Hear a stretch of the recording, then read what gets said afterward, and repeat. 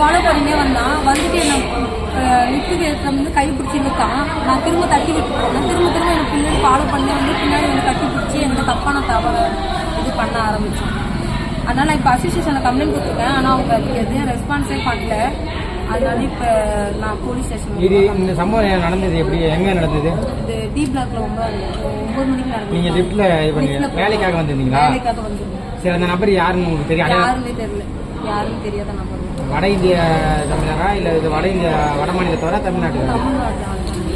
மூஞ்சில துணி யாரா கட்டியிருந்தாரா? இல்லை, அதெல்லாம் எதுவும் லிஃப்ட்டில் எதுவும் சிசிடிவி காட்சிகள்லாம் இல்லையா? எல்லாம் இருக்குது, எல்லாத்தையும் எடுத்துக்கோங்க. அது நிர்வாகம் என்ன சொல்கிறாங்க அசோசியேஷனில்? கம்ப்ளைண்ட் கொடுத்துருக்கோம்.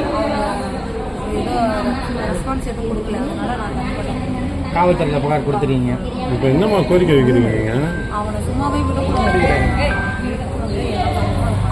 ஏன்னா இதுக்கு முன்னாடி கூட ஒரு மாதத்துக்கு முன்னாடி இந்த மாதிரி சம்பவம் நடந்துச்சு.